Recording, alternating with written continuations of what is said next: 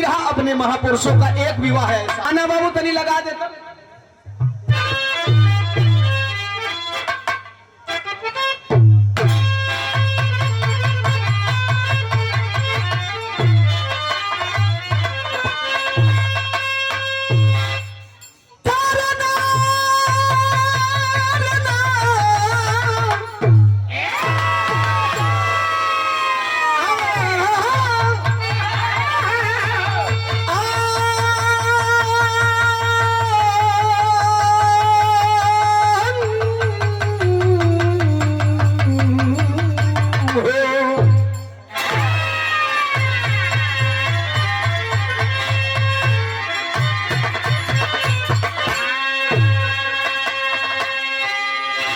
भाव है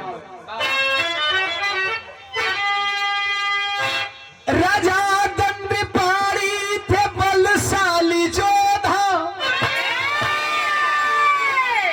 उनकी बेटी यशोधरा यति रूपवती, साल आया 16वां कली खिल गई, जिस्म पे रूप यौवन की छाई गति,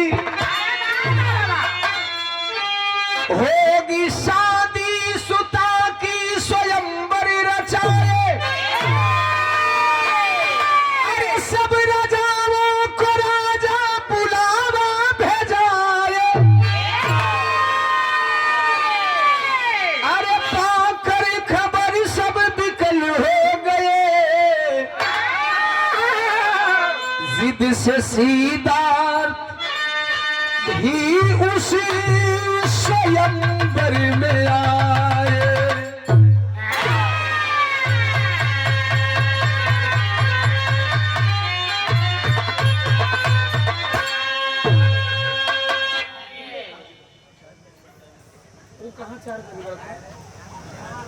राजा अच्छा यहाँ देख लग जाए आजाद भाई। राजा दंडपाणी बहुत बलशाली योद्धा थे। अरे वाह वाह वाह, बहुत बड़े योद्धा थे। उनकी बेटी यशोधरा जब 16 बसंत पार करती हैं, एक बात बताए तनी साहब, ये दुनिया में सबसे बड़का बोझा बाप का जवान बेटी, चाहे बिटिया तोहरा घर को होके, चाहे बिटिया हमरा घर को होके, चाहे बिटिया कोई घर को होके, सयान हो जाई बेटी का बाप पढ़ावत अरे लिखावत अरे 16, 17, 18, 20 तक लगभग आदमी बर्दाश्त कर जाला। 20 के ऊपर यदि आप बच्ची को लेकर के जाते हैं हायर एजुकेशन के लिए, अगर बच्ची को ऊपर करते हैं तो लोग कहिए भाई फलाना अपना लड़किया का बियाह ना करो तुम। अच्छा लड़किया कहाँ से खा ले, कहाँ से पहने ले, कहाँ से ओढ़े ले, एकर चिंता नहीं थे। फलाना घरे खर्ची कहाँ से आला एकर चिंता नहीं के फलाना का लड़की सयान हो गई ओकर बियाह नहीं होते है भाई लड़किया में कोनो गड़बड़ी बका। हाँ ये मेरे गांव समाज की रीत है। कोई ना कह कि फलाना अपना लड़किया के पढ़ावा था ना भाई, हो सकला 20-25 साल के बाद नौकरी वोकरी लग गई तब शादी करे खत है।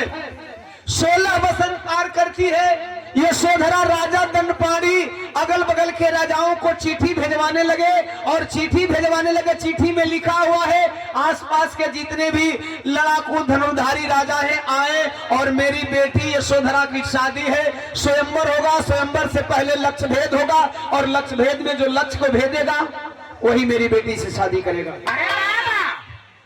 क्या था? राजा सुयोधन का बेटा सिद्धार्थ जो बचपन से ही बैरागी थे। राजा सुयोधन को लगा कि यही मौका है, अपने बच्चे को लेकर के चलते हैं स्वयंवर में। बहुत सारे लोगों को देखने के बाद शायद मेरे बच्चे के मन में ये जिज्ञासा आए कि मैं भी शादी करूंगा। लेकर के चले हैं स्वयंवर में। इसी तरह से महफिल सजी हुई है। बड़े बड़े लड़वैया योद्धा धनुष पर तीर रखे अपन प्रत्यंचा खिंचत हो के हमारे बारी पहले आ जा। अचानक यह माहौल देख करके राजा दंडपाणी अपने आप में एक बदलाव लाए और उन्होंने कहा कि अब लक्ष्य भेद नहीं होगा, सीधे स्वयंवर होगा। और स्वयंवर का नियम ये होगा कि मेरी बिटिया जिसके गले में बरमाला पहना देगी वही मेरी बेटी का दुल्हा होगा। अरे वाह। अच्छा चलिए, वह यशोधरा हाथ में माला लेती है, चलती है, जब चलने लगती है पूरे महफिल में घूमने लगती है, पूरे स्वयंवर के बीच में पूरे राजाओं को धीरे धीरे क्रॉस कर रही है। तब कवि जी गीत लिख दो मास्टर साहब। सम्मानीय आदरणीय राम आशीष प्रधान जी ढोलनपुर से 100 रुपया प्रधान जी के चरणों में प्रणाम। तमाम साथियों को बहुत बहुत साधुवाद।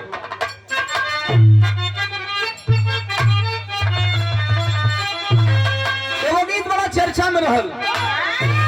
अरे कुचुर कुचुर आँख कर बार भइल झौआ,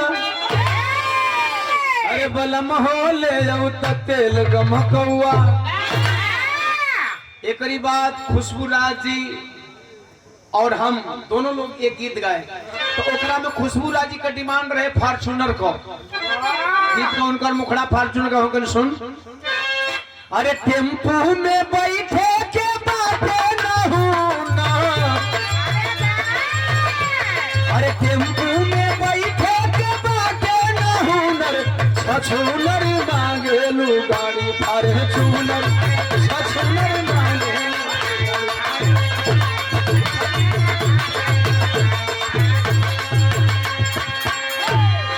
यशोधरा चल दी और जब चलनी है हाथ में बरमाला लेके, तो कवि जी बड़ी सुंदर लाइन लिखा थी।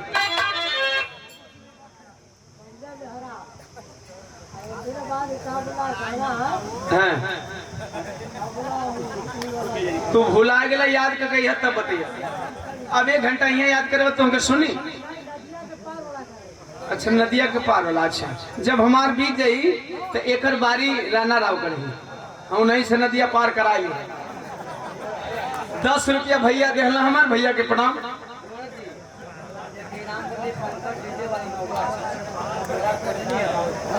कमला कोटेदार साहब दाऊदपुर, जहाँ से बनाता है। अच्छा अच्छा मामा जी 100 रुपया दिए। हाँ बोला दिले हुआ कैसे ही बोलो। बहुत सुंदर साउंड ऑपरेटर और साउंड की दुनिया में अपनी एक पहचान रखते हैं हमारे छोटे भाई पंकज जायसवाल, पंकज डीजे नौगढ़, और पंकज स्टूडियो भी है ना। नहीं मानता भैया भैया के बोला हो ऐसा ना कतो के है एक कोनवा है विराम भाव है। अरे चली जय माल ले यशोधरा गुजरिया,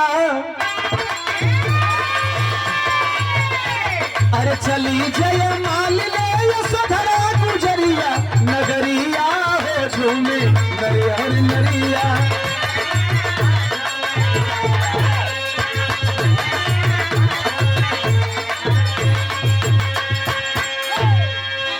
बेटा धुन तरज रिकॉर्ड कर लेना, अब बंद कर दो गिरा गाना। अब कैमरा बंद कर देना, तुम्ही को अपने भतीजे को बोल रहे धुन तरज रिकॉर्ड कर लेना, बाकी चीजें रिकॉर्ड कर लेना। विराह में किसी को रिकॉर्ड करने नहीं